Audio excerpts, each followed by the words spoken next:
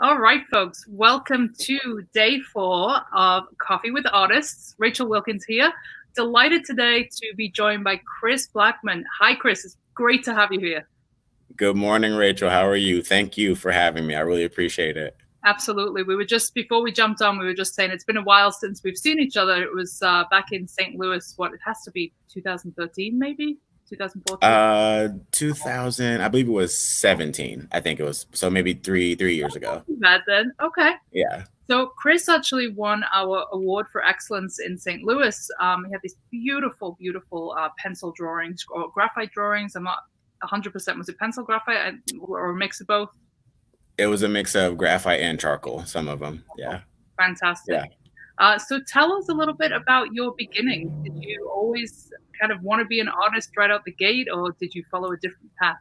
Tell our viewers a little bit Um, about your background. no, I did not want to be an artist. I'll be honest with you. I could draw since I was about four, but it was just kind of an ability and a talent that I just had. And I really took it for granted, I'll be honest with you, until about 7 years ago. I had a really bad day. Honestly, I came home one day and I just went out and I bought a bunch of pencils and paper and I just started drawing again. And it had been about 7 years until, since I had drawn the last thing, my last project. And I don't know, I sat down that day and I just started drawing and it felt really good. It felt right. And I said, this time around, I actually want to be an artist. Hmm. I wanted to learn. I wanted to hone my craft and really not take it for granted was the main thing. So I just started to study and to practice and, watch a lot of YouTube videos and really just dive in head first to the craft and had no desire to make it a business or make a go at it at that time. But as I started to get better, I entered some artwork into a local show and I won an award and a little bit of money. And I was like, well, wait a minute, maybe there's something to this. And really, it just felt right. The timing felt right, and I just really wanted to appreciate what I was capable of doing, and it just kind of went from there. So that must have been pretty validating, considering you hadn't picked it up for a long time to then, bust out and here you go. You get this award, you get this money. How did that feel? It felt great. It felt really awesome, and it wasn't even my idea to present it to the world. It was a lot of friends, a lot of family. They said, when you finish these pieces, you need to do something with them besides putting them in your closet in the dark. And I'm like, well, I really don't want to do that, and it's not that type of thing for me. It's more of just a fun thing, a hobby. But they were right. I put it in that local show in a gallery and it did really well and it was very validating. And at that point, it really became a mission for me to present a message to people that if there's something that you enjoy doing and you're capable of doing, I believe that you have a purpose with that ability. And I think you have a responsibility to share it with the world in some way.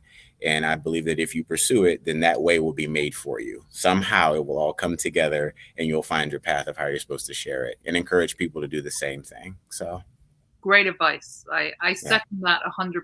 And I know yeah, for me personally, if I'm not creating, I feel it. I feel off. yes, I get yes, almost like a craving to just get my hands on some paint and just yeah, express myself. And if I'm not doing that, it feels like something is just holding me back. yeah, You yeah. It experience feels that? like something's wrong. Mhm. Yeah, yeah. And I have a rule now. I don't go more than 2 days without drawing. So That's fun. that's kind of my self governance, my discipline. No matter what's going on, if I'm on vacation, it doesn't matter. I take stuff with me, something I can work on. That's the rule now. It's no more than 2 days without drawing. So That's dedication. That's impressive. yeah, All right. So for anyone just joining us, we're at Coffee with Artists. Grab a warm beverage. Here's my mug today. It says it's too early for you to say things. Um, this yesterday I interviewed somebody who was on the West Coast, Megan. So it was 8 o'clock in the morning, but thankfully you're on Central Time right today, so it's not too bad. yeah. It's not too bad, especially for artist time. It's not too bad. Mhm. I don't drink coffee actually, but I do drink water, and here is my water. All right. um, this giant bottle of flavored water that I'm drinking. It's So, important to stay hydrated. oh, have to. Have to. Fitness is my other passion. So That's awesome. So let's go way back. Tell me about growing up. Where did you grow up? What was your experience like as a young person? Tell me a little about that. I grew up in, I was born in North Carolina, and I lived there with my mom until I was 6 years old. And after I turned six, I'm not sure why. She says that she's still not even sure why, but she wanted to move to Germany. So at the age of six, she wrote it down on a piece of paper, and 6 months later, we were there. My mom is she's such a pioneer woman. She really is. And I think that's where I get my kind of my fearless motivation to do new things. And I will jump headfirst into something and, carefully, but I'm not afraid to try something, So, but I think I get that from her. So I was raised in North Carolina until six. And then after that in Germany for the rest of my life until Wow, 18 years old. that's So amazing. What led her to do that? Did you ever ask him as an adult? yeah, I did. I've several times, but even now, she's just said that she wanted to just to get away, to branch out, and she was always kind of the rebel, if you will, in the family, not afraid to do new things and kind of live her own life. And I'm so appreciative of that because she was a great example for me. And I don't know why she picked Germany. I think it was just her job. She worked within the military, not active, but just for the government. And she just looked for jobs and she found one over there. And she decided to go, and I'm a kid, I didn't have a choice. So but I thought it was exciting and it turned out to be amazing. I mean, I've had friends since third, fourth, and fifth grade. We have a nice community on Facebook and Instagram. We still stay in touch today. We do reunions, and so we are really, really tight, really, really close with those people I grew up with over there. That's wonderful. So you've had kind of not a similar experience, but you've had the experience of living in two different, completely different places, to different continents. How do you think Mm. that impacted you creatively and just impacted you as a person as well?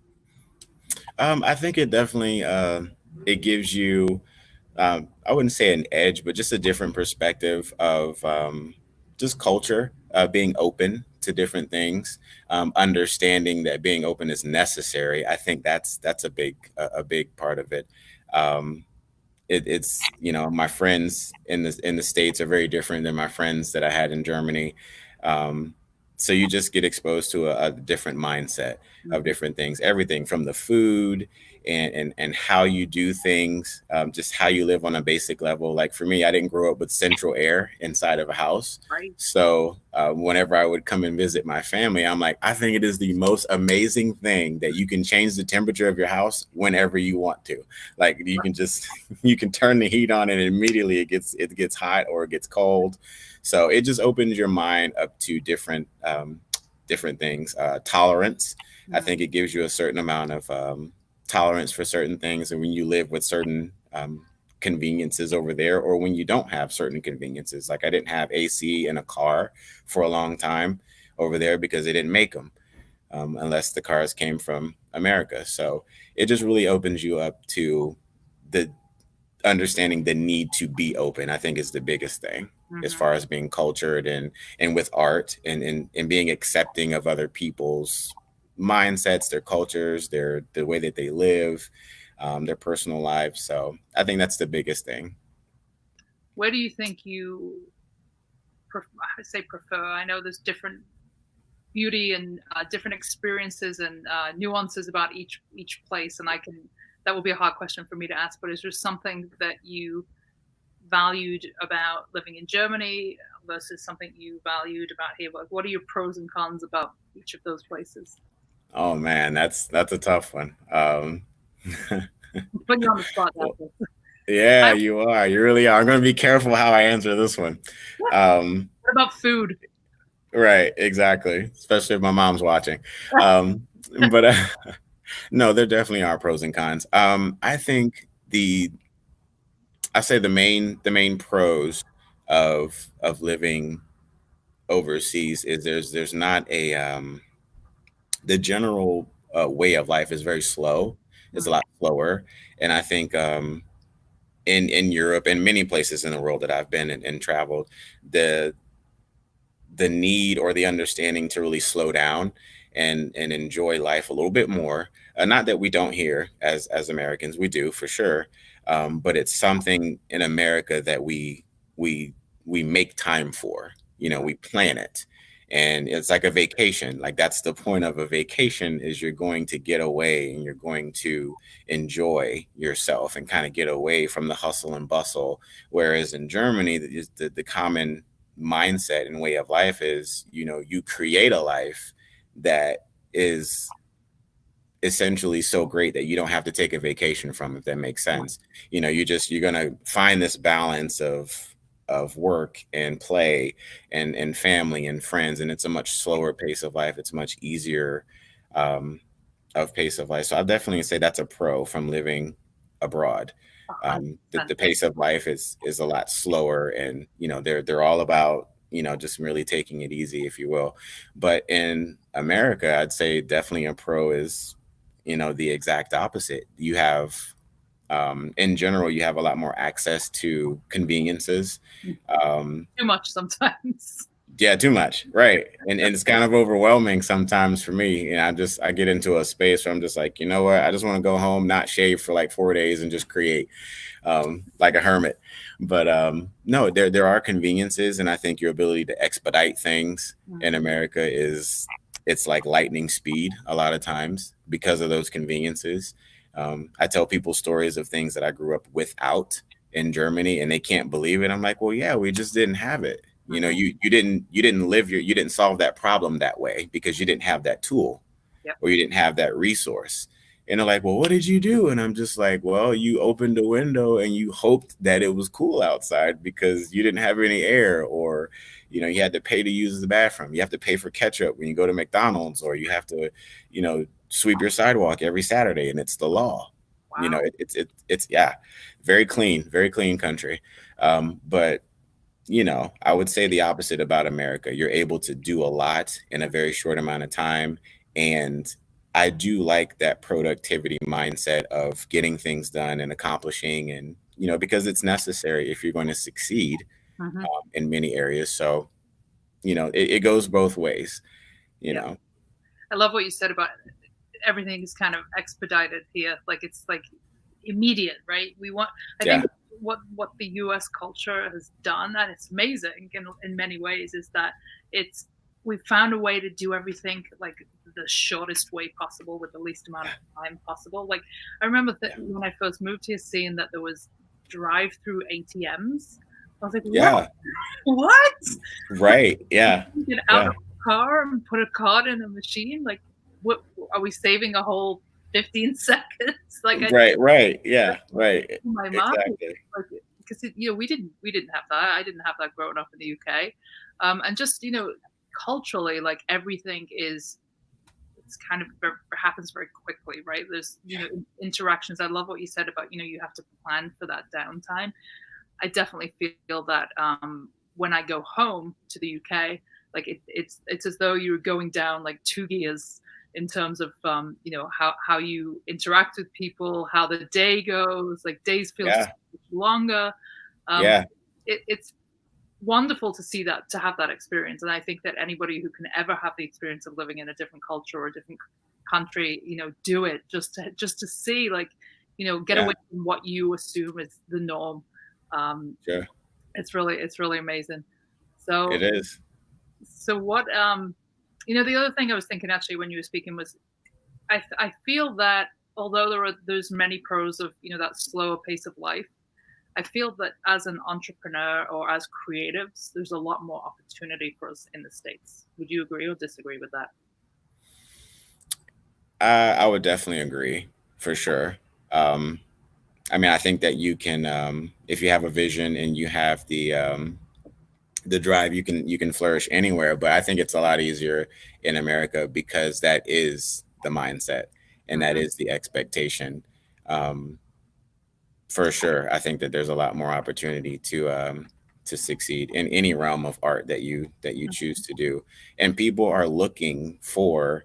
I tell a lot of artists this too, you know, that are first starting out and continuing to tell myself, I'm like, you don't have to have it all figured out all the time. If you have an ability or a talent and you want to do something with it, I'm like, there are people that are looking for you. And once you just convey the message that, hey, I can do this, this is what I'm capable of, there are people that will find you and say, I know exactly what you can do for me, how you can help me as a service, or I can put you to work because I can see what you're capable of. And they have the vision. Sometimes you don't have the vision of what you can do with your art. I started out very much that way. I'm like, this is paper and pencil, and who's gonna want me to do something for them or whatever. I'm like, you don't have to know any of that in some situations. All you have to say is, I'm capable of doing that, and make yourself visible and create the awareness.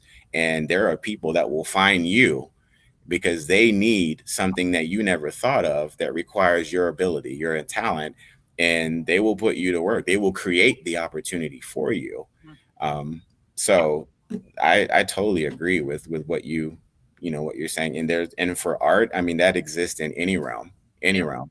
I had an opportunity to work with an architecture at one point who seeked me out. He came to a show that I did, and it's something I never thought about early in my art career, which has been about 7 years now. But he came to a show. He called me about 2 weeks later. He said, "Yeah, we need someone to draw plans for a construction project that we're going to do," and it was totally not the kind of work that I do. Um, but he showed me what he wanted me to do, and I was like, oh yeah, absolutely, I can do this. It's totally different than what I do, but it's very simple compared to the art form that I do. I'm like, absolutely, I can do this. And it was something I never thought of. So, but it opened up my mind to the possibilities of where I can take my work if I choose to. So I totally agree. There's a lot of opportunity here in America, a lot more. That's amazing. And I think there's just a willingness, right? There is a willingness from the general, not necessarily like the lofty folks who invest in art, but the general public to champion artists, or to, like you said, bring them in on a project that might otherwise require, somebody with draft experience. But there's a willingness there from the general, I feel at least from the culturally, that there's a willingness to champion artists and champion the creative community. So that's amazing. So how did that work out? What was that experience like? It was great. It was just very very very different than anything that I have ever done. But he took me out to breakfast, and he showed me an example of what he wanted, and it was a great exchange. And it was a project that I like I said, I never saw coming, and it's really lucrative. Not something that I'm particularly passionate about, but it was an opportunity to work with in a new space, and see a new possibility of where you can go. And for anyone who's watching who hasn't seen Chris's work, now tell folks where they can check it out. You have a website? I am on Facebook and Instagram at Dancing Pencils 410. Everything that I do, I always put on my social media pages. So if you want to check out my work, you can definitely go there and see everything that I've done, and what I'm doing currently. I recently got into painting, not really painting, but painting clothes actually. Okay. And making a lot of things like crafting. So it's just another extension of creativity, which is really interesting for me because I always wanted to kind of keep it with drawing, but I've allowed myself to creatively just go anywhere that my mind wants to go, and that's been a lot of fun for the last few months. Express ourselves is great.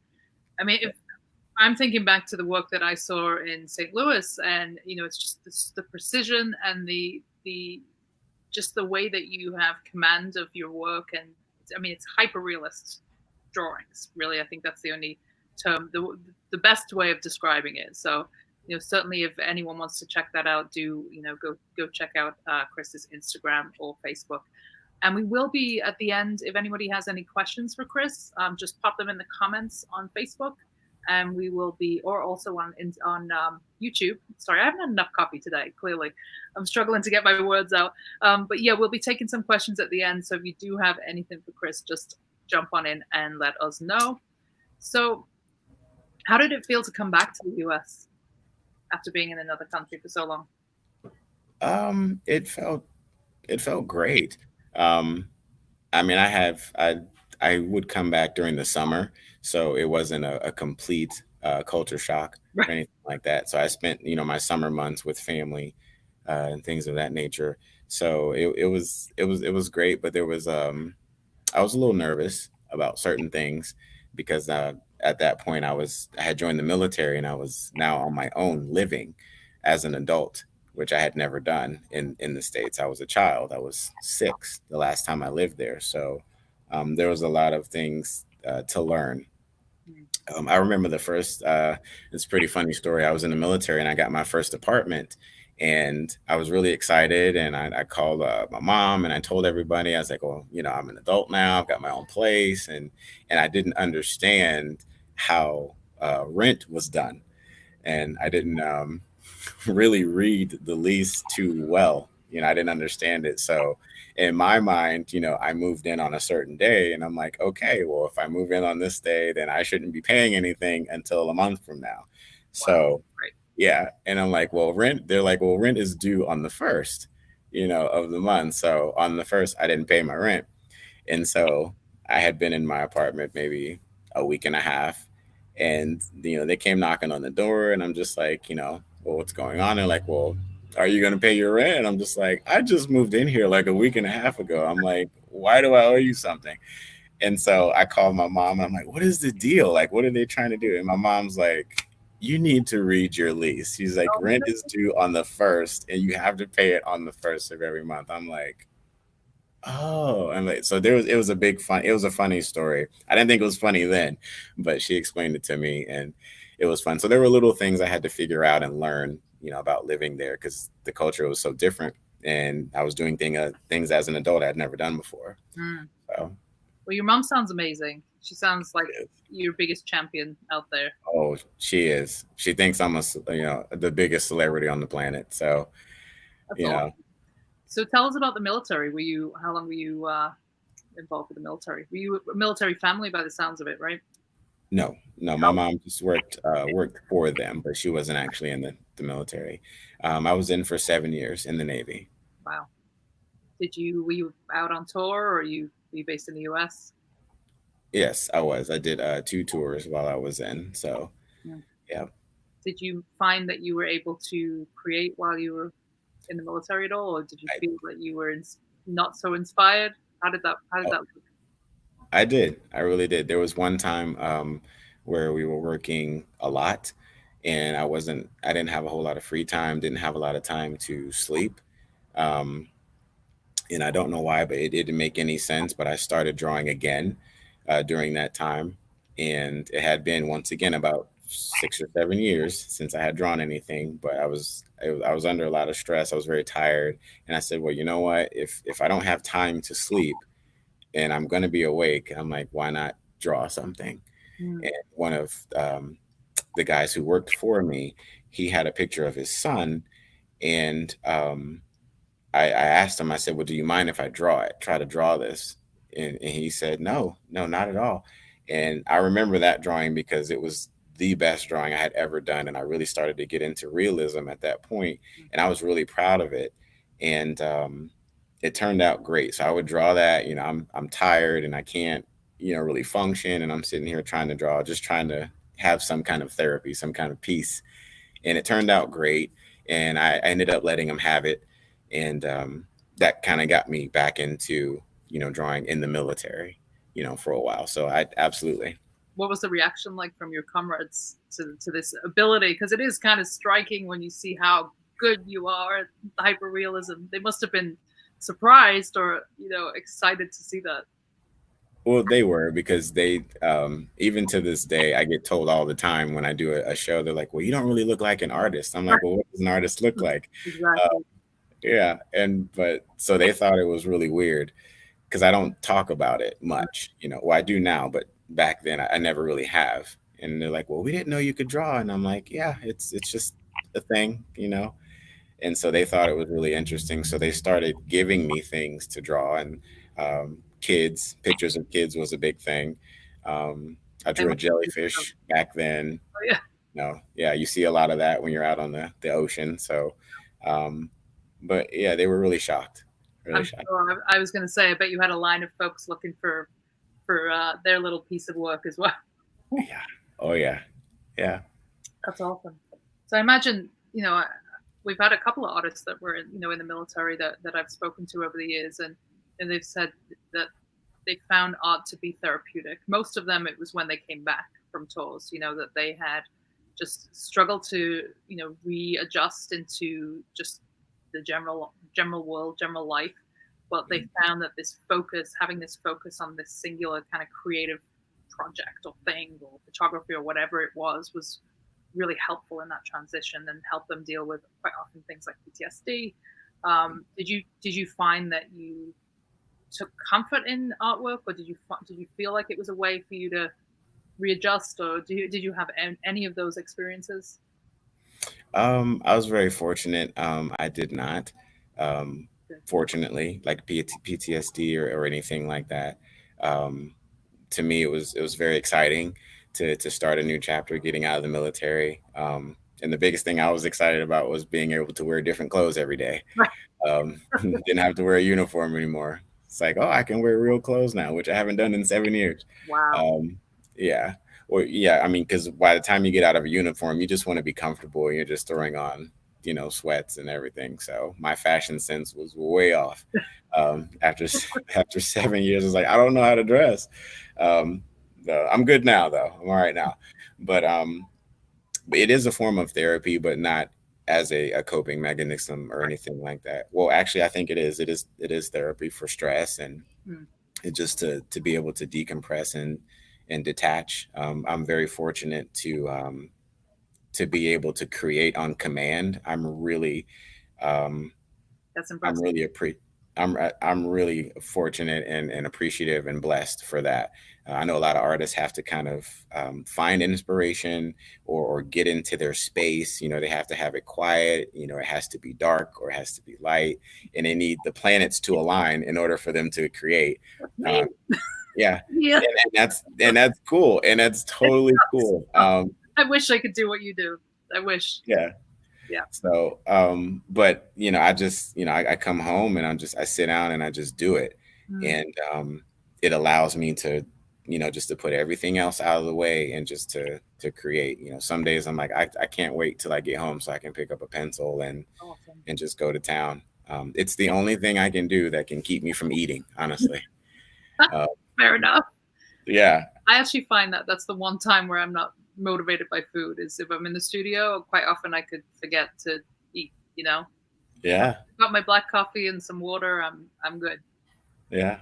Oh Yeah. yeah. So would So, you say there's been anybody who has been a creative influence, whether that's a famous artist or somebody that maybe impacted your career creatively over the years, apart from your wonderful mom, obviously? oh yeah, apart from her. Um, yeah, I would say that. Look for Leanne. Leanne. But I would say that. But apart from apart from her, I would say that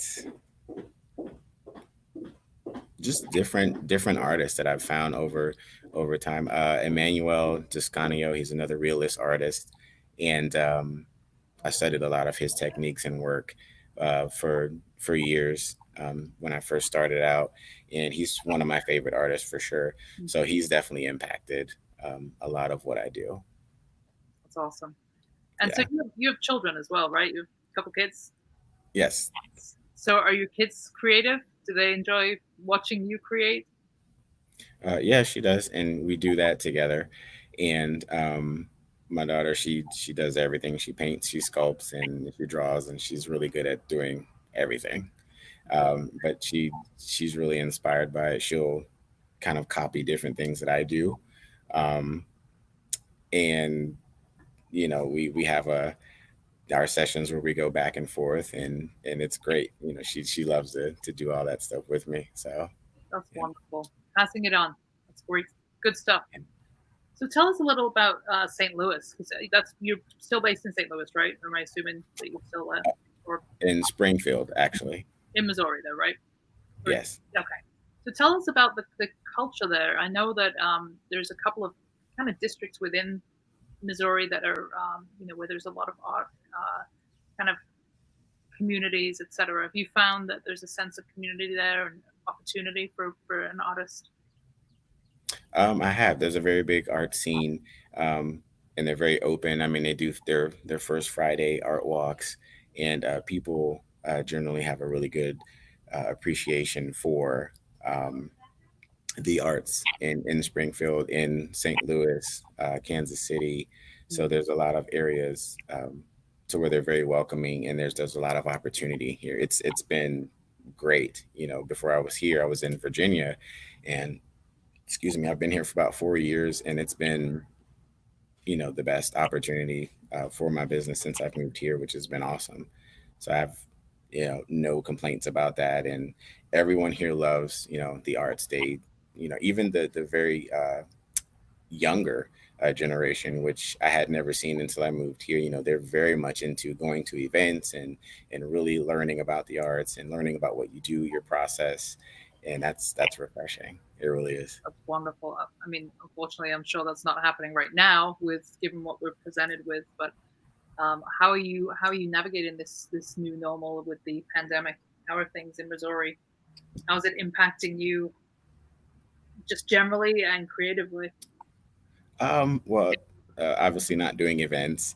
Had a lot of things lined up for last month and this month that are not, going to happen. But just staying in contact with clients, and if you're doing your teaching, your classes or whatever, just being able to do that stuff virtually is always an option. So it depends on the situation, the opportunity, just creatively being able to navigate through it and figure out what's the best way to still, provide the service. That creating like a commission piece is kind of the same. I don't have to be, in contact with the person to do that. But if it's a situation where we would be in person, then we can do things virtually and it's fine. Um, so it just depends on the situation and just being creative and solving those issues if you have them. It's definitely a new normal for I think for all of us to but we have these amazing resources, right? We have Zoom, we have the software like this where we can just kind of hang out and have a casual conversation. And I think we're going to probably see a lot more of this, even when things do resume to some sense of normalcy. Um, I mean, I don't know about you, but I feel like I've connected probably more with loved ones and friends over these last couple of weeks than I have in a long time. Yeah, definitely. There's been, people we haven't spoken to in years, Right. and now all of a sudden, they're talking about it, and there's been a lot more interest um, from some people in what I'm doing artistically, or what other people what they're doing. From my interest in what they're doing, because we've had to shift, our focus. Hmm. So I think that's been not excited about what's going on, uh, but it's opened up a lot of doors for communication and building, new relationships, and doing a lot of purging of, maybe bad habits, or things that we need to, really take a look at and refocus. So I think that's a good thing. You talked about your other passion being fitness. Do you find that as an athlete or as somebody who works out or is passionate about that, do you find that those disciplines translate over to your creativity? Sure, absolutely. I think success principles are the same no matter where you go, no matter what you're doing. They apply to any part of life, whether you want to be a successful artist. Um, I'm a personal trainer as well.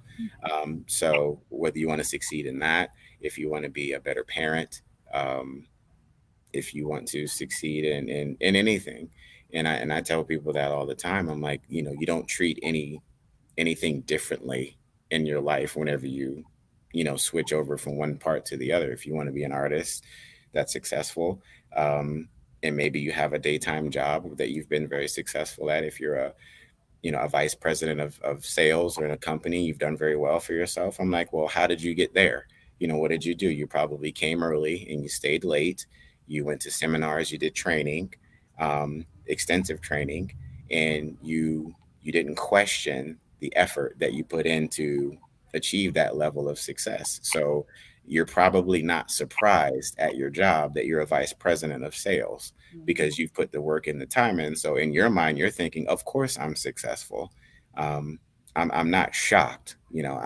It's great, but I'm not surprised because I've put the work in and you've done it with the right positive attitude. And it's just work over time to create that success. I'm like, well, it's no different in fitness and it's no different in art. Um, Ask yourself, are you moving the needle forward every day, or are you doing things that are going to put you where you need to be? And I have that conversation with artists all the time. I'm like, if you're an artist and you're saying that you want to be a professional artist, there should be evidence of that in your life. If I come to your house, I should know that you want to be an artist, that there should be some kind of fruit on the tree. There should be something around that cues me in on that. So it's the same. Success principles apply to everything. And I think discipline goes a long way. And it's not something that is generally associated with the term artist, right? It's not, you don't think artist, discipline. You kind of, I mean, for me, at least, I think, society's always told us that we're these creative beings that wait for inspiration and wait for the buyer to come along and sweep in and buy our entire collection. And the reality of that is just the exact opposite. The people that do experience success that I see, certainly with, traveling to different cities and different parts of the world and working with thousands of artists, it's the hustlers. It's the people that are out there that are living, acting, eating, sleeping art, right? Yeah, you right. know they're an artist as soon as they walk in the room. They will tell you that they're an artist in the first couple of sentences when you meet them. And like you said, they're always moving that needle forward. And I think that we can do that without being overwhelmed by the concept of it. I think just even small, and I'm sure this applies to fitness too, but small incremental daily actions, right? So taking, one principle of your art business, perhaps your marketing, and saying to yourself, okay, once a day, I'm going to send an email to an editor of an arts magazine. It's a tiny action that could have really big returns. Yeah. But it's making that commitment and having the dedication to stay on track and understanding that it is a business. And like you said, it's still, those success principles apply to anything, to any industry. So I think that's amazing. Do you think that you learned those disciplines in the military, or do you think that that's just something that you were inherently gifted with? Definitely military, a lot from my mom. And I've had the opportunity to, in a previous career path, to learn from business mentors in the corporate world. In my former career, when I lived in Washington D.C. and worked in the corporate world, had some amazing friends that were business mentors as well, and like life coaches.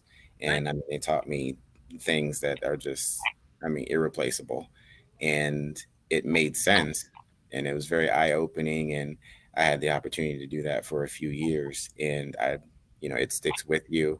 And once you do it and you see it work and you apply it, then, you own it, then and you don't question it. So.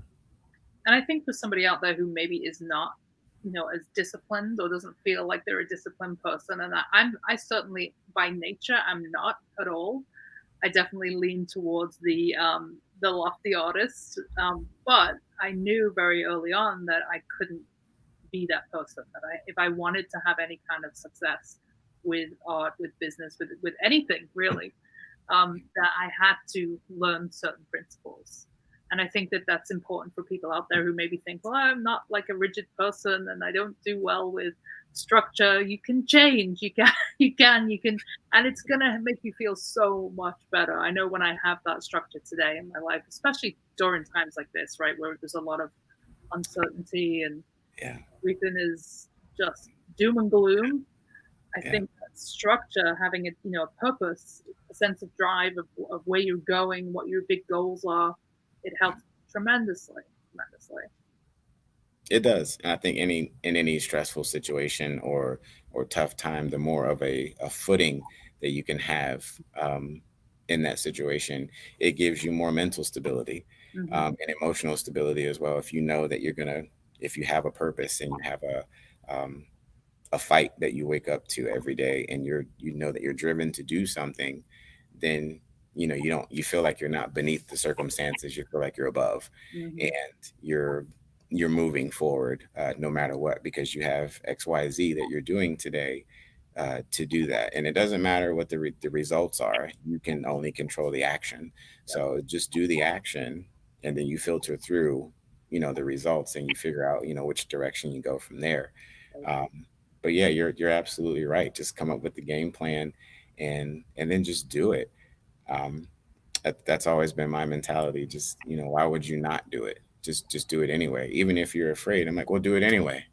That doesn't have anything to do with it. It's So, it's like a roller coaster. If you're scared to ride it, you only have to be afraid for 30 seconds.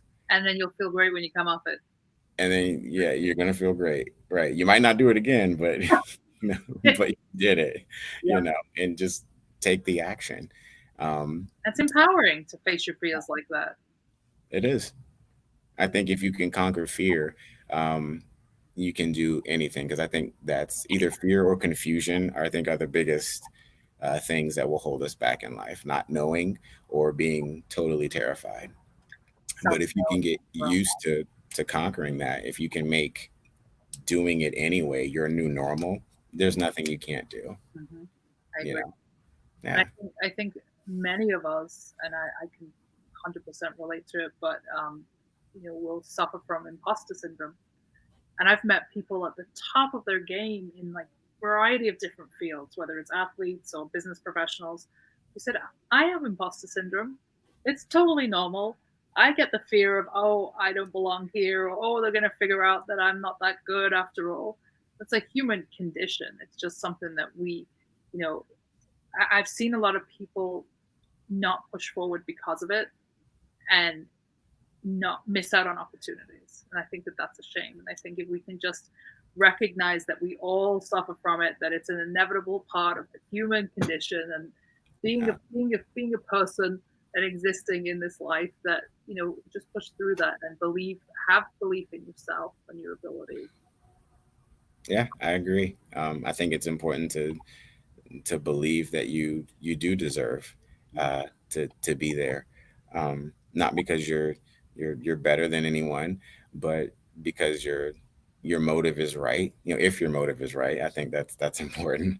That you're not out to get anyone. You just want to succeed. You want to help people, but you want to be genuinely successful, Mm-hmm. and And you there's nothing believe wrong it. with that. Yeah, there's nothing wrong with that. You want the best for yourself. I mean, that's not wrong.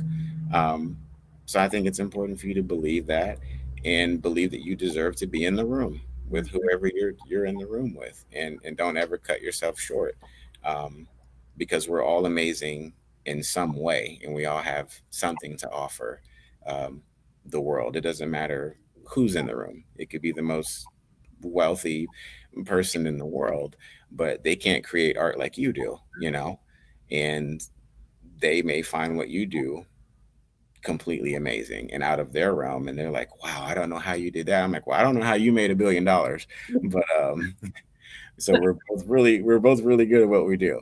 Right. um but just don't sell yourself short ever.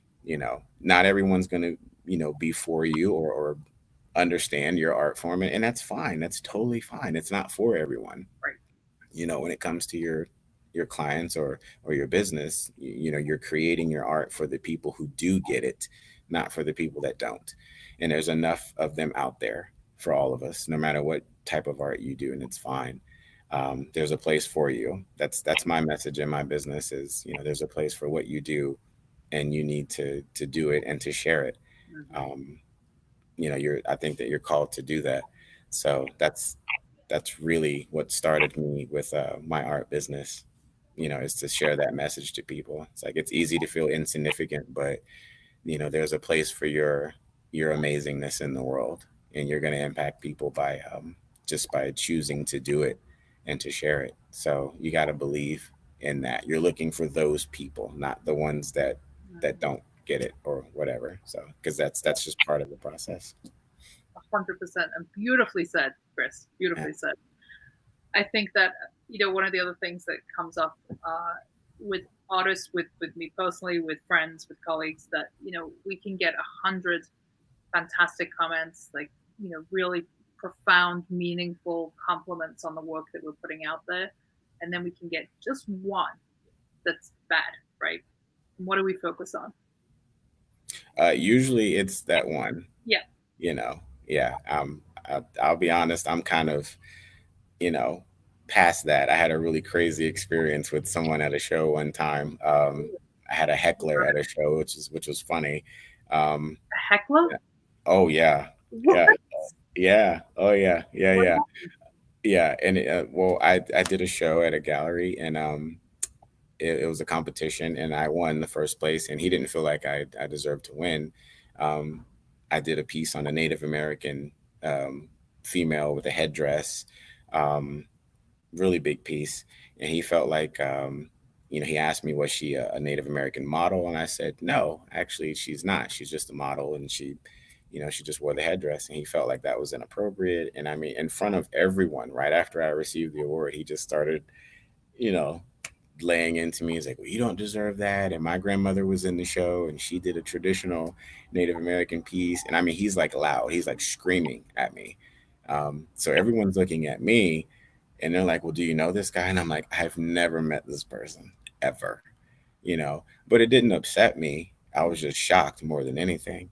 Um, but I mean, to save face, I mean, I didn't retaliate or anything. I just stood there and I said, well, I'm sorry you feel that way, but this is what I created, and I won. That's So so yeah, upsetting that somebody would.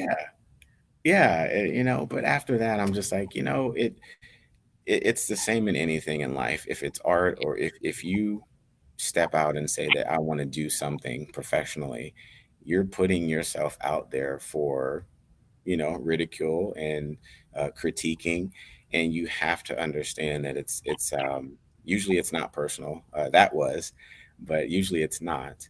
And so when people say things that are negative, you have to understand they have a right to feel that way for whatever reason, even if it doesn't make sense. And you just have to chalk it up to, you didn't create that piece for that person. Mhm. You did it for you primarily. Yeah. And if they don't get it, then they don't get it. It's fine. It's not personal. Um, I when think people somebody. Sorry, go ahead. Go ahead. when people do the judges, when they curate shows and things like that, it all depends on who's on the panel. Mhm. If they see your artwork for what you want it to be, then great. But if they don't, then it's just not your day, 100%. and that's totally fine. At the end of the day, you create for yourself, and hopefully, everyone will see it. But when they don't, it's fine. It's totally fine, because we as ourselves, we don't see everything. So you can't expect other people to, so it really doesn't bother me. People say all kinds of things. I'm not classically trained, so a lot of my techniques are just very, I call them basement. Yeah, I just do whatever I have to do to achieve the look that I want to do in my work. So I get dinged a lot for that, but it doesn't matter. I'm like, well, the goal is to create something beautiful that you're proud of, and I've done that. So it really doesn't matter how I get there. Um, and that's the way I teach art too. So I'm like, there's no rules. That's There's the no background. wrong or right way to do this. So that's fine. I mean, packed with value. Everything that you've just said, so spot on. You know, First of all, I think that it says more about them than it does about you. What they said to you that day. I mean, clearly, they have some stuff going on in their life that they're unhappy with. But put an artist in that position. If people knew the impact of those words on an artist, on a creative person who is already being vulnerable, right? Whenever we create anything and we put it out in the public realm, it's a huge vulnerability. Yeah. Because I don't think there's many of us out there that don't create from a deep place. Like it's Sure. a soulful experience. It's not like just making a product. You're making something that's from your heart, from your soul. So Sure. to put yourself out there and be vulnerable and have that feedback, you have to know. And I think you've got the right idea. It's My dog is going crazy in the background for some reason. This is the beauty of a live stream, right? Yeah. So, but yeah, you owned it perfectly. It's you should not have to defend your creativity. Like it's just Yeah. unbelievable that anyone would think that was okay. It's kind of a Kanye West moment, right? Remember when? Right. Yeah, exactly. Yeah. I didn't think it was really happening. I was just like, what is going on? I'm like, okay, and I didn't even get upset. I let him say what he had to say, and I'm like, well, I'm sorry you feel that way. You're probably a bigger person than I am for that, because I don't think I would have had the same reaction, but who knows? Yeah. And I mean, I definitely could have, it could have went a different route, but I'm just like, you know what, it's fine. It's gonna be that way. And I was actually thankful for the experience, because it helps to bulletproof your mentality and your confidence when you go through something like that. So I think those things you never want that to happen, but I think there's so much value in a negative experience like that, and I think it's healthy. And like, you need to hear some kind of rejection, because it's gonna happen, and it completely floors some artists. And I'm just like, hey man, I mean, not everybody's gonna get it, and it's fine. It's totally fine. It doesn't mean that you're not a creative person or that you're not a good artist. It just means that your work didn't have the impact on that person that you wanted it to. And that's okay. There's nothing wrong with that. Some people like ketchup and some people don't. Yeah. It saddens me though, because there are artists out there with lesser thick skin than you have that will be derailed by something like that.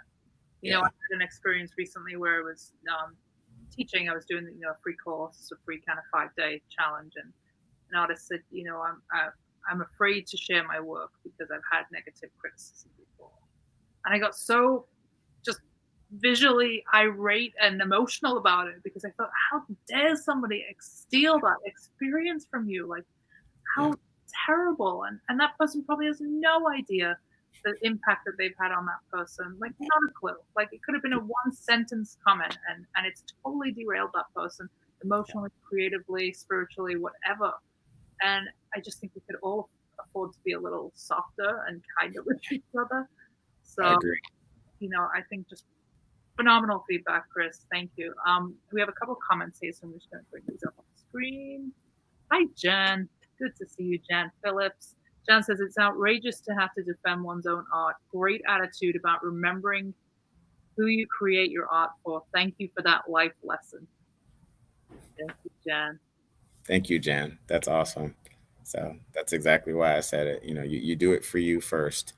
So that's why you do it. And you can tell people that whenever they have something negative to say, well, I didn't make it for you. So move along. Right. At the end of the day, I'm still going to be happy. So, yeah. Exactly. And then there's one more here. The Quaker woman would have said, your light is out. Yep. And then what is this one from Ed? Ed says, fear attracts what you fear most. 100%. Yep.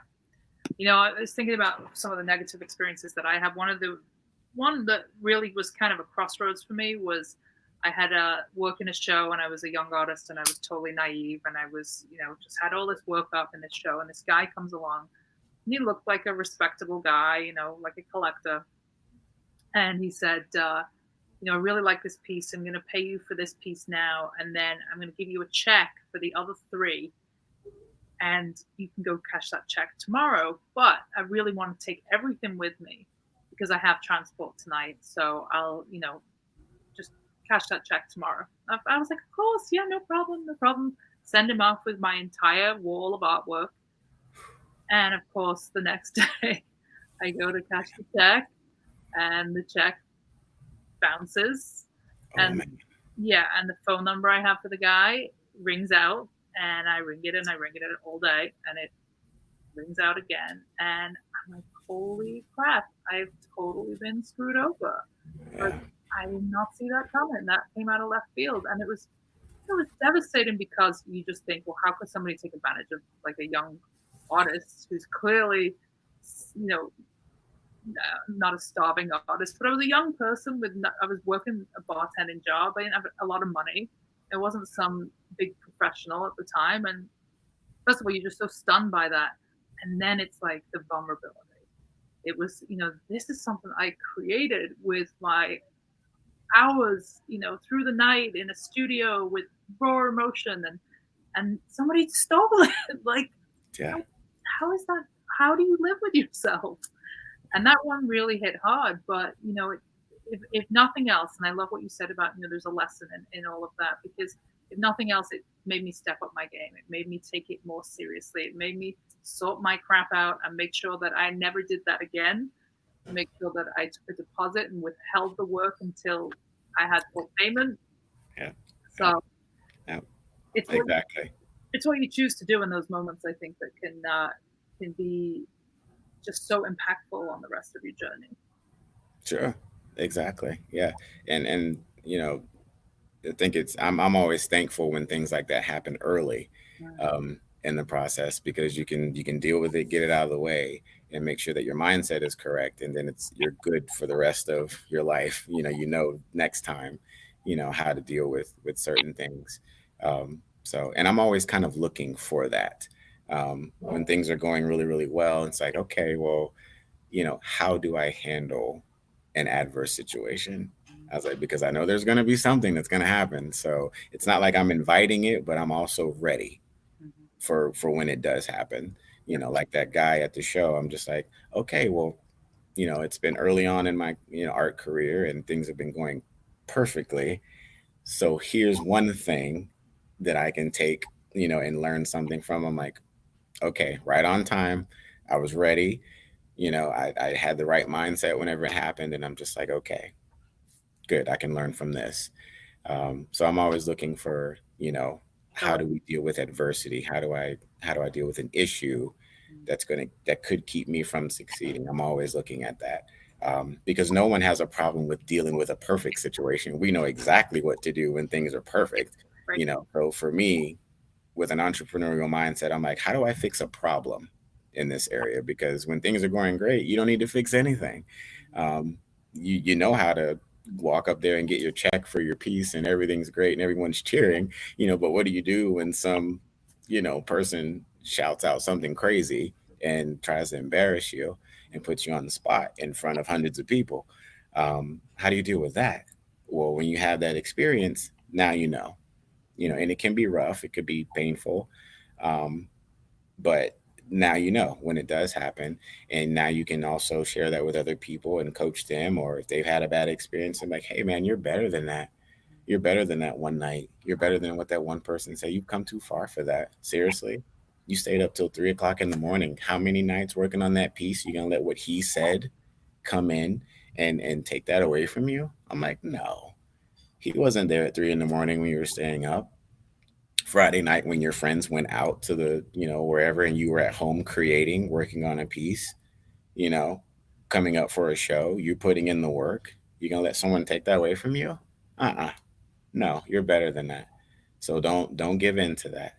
Just let it roll right off your back like water off a duck's back. It's fine. It's fine. They're gonna be more probably. So next time, be ready.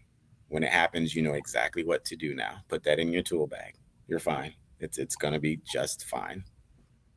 And I had a conversation with the guy for the rest of the night. After that, like nothing happened. Yeah. You would have thought we were friends like 15 minutes later. It was the weirdest thing ever. So strange. Yeah, very strange. Yeah. Did you ask him very- like why he felt motivated to do that? No. But I did learn that he had a traumatic experience. He actually had a piece in that show. He had a traumatic experience where he had been shot, actually. And he did a piece portraying that whole situation. And so I kind of diverted his energy and his anger. And I said, well, are you an artist too? He's like, well, yeah, actually I am. And I'm like, oh, well, were you a part of the show? And he said, well, yeah, I had a piece in there. I was like, oh, I would love to see what you did as well, and talk a little bit about, your style, your artwork. And that completely shifted, you know, his energy. And so he took me over to his piece and we started talking about it. And we actually had a very productive artistic conversation. Wow. It was so weird. That's beautiful, though, that you were able to take such positivity out of it. And I think what stands out to me as well is the lesson that you not only took the lesson for yourself, but you've been able to share that with others and impact them, no doubt, in their creative journey or in their whatever life journey they may take. That you do not let somebody like that derail you, no matter what. No, because we work too hard for it. Yeah, we work way too hard for it. There's too much sacrifice, too much time and effort. No, you like, you won't take that from me. I won't let you. So there's no way. So we got a couple of comments here. So Megan, Chris is really so sweet. I haven't heard that comment. You don't look like an artist for a while, but I used to get that all the time. I would be so stumped. What do you say to that? It depends on the situation and where I'm at. Usually I say, well, what does an artist look like? Mm-hmm. You know, or usually I'll ask them what they do for a living. And they'll say, you know, like dentist. You do. Yeah. and I like to do that because I'm a personal trainer and a massage therapist also. So I see a lot of bodies and I see a lot of physical, beings. So I have a pretty good, scope of, what people look like and that kind of thing. I'm like, well, what do you do, if you don't mind me asking? Oh, well, I'm a lawyer or whatever. I was like, you know what? My last client, I had a client before who was a lawyer and, he looked completely different than you do. What type of law do you practice? And so I just, in some way, I kind of spin it back to, like what they do and how they, probably don't look like, they do what they do or whatever. And it just depends on the conversation. Some people will, really try to jab you, sometimes with it. And if they want to go there, sometimes I'll, I can go there too. I'll be a little funny. And I'm just like, oh, well, I'm an artist and I'm also a personal trainer. And say, well, you don't look like an artist. I'm just like, oh, okay. Well, do you do anything in fitness? Do you work out or anything? Yeah, I work out 3 times a week. I was like, well, you don't look like someone that works out. I love that. That is a great lesson. Megan, what do you think about that? I think that's a perfect response. What do you do?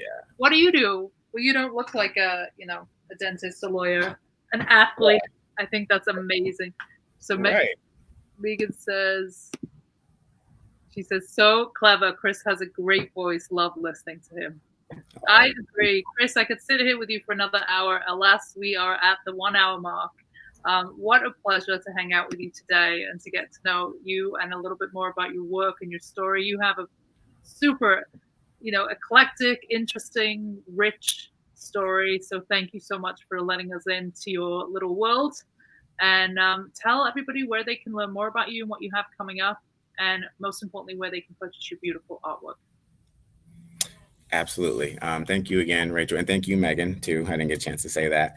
But Dancing Pencils 410, the number 4, the number 1, the number 0, either on Facebook or Instagram. You can see everything that I'm doing currently. Anything that I have going on, I always post it on there. So that's where I keep up to date with everything I have going on. If anyone has any more questions or anything from today, if you just want to talk art or whatever, please reach out to me. You can message me directly. I always tell people that I'm a normal artist. I'm not weird, so you can talk to me. We can talk about sports. We can talk about anything. So you can message me directly. It's totally fine. I'm not formal at all. Just reach out to me and we can totally connect. I'm okay with that. Good stuff. All right. Thank you so much. This has been Coffee with Artists, Day 4. We will be back again tomorrow with Michael Conroy. He's a New York-based artist. And thank you, everybody, for tuning in. And we will see you tomorrow. Thanks again, Chris. Sure. No problem. Thank you, Rachel.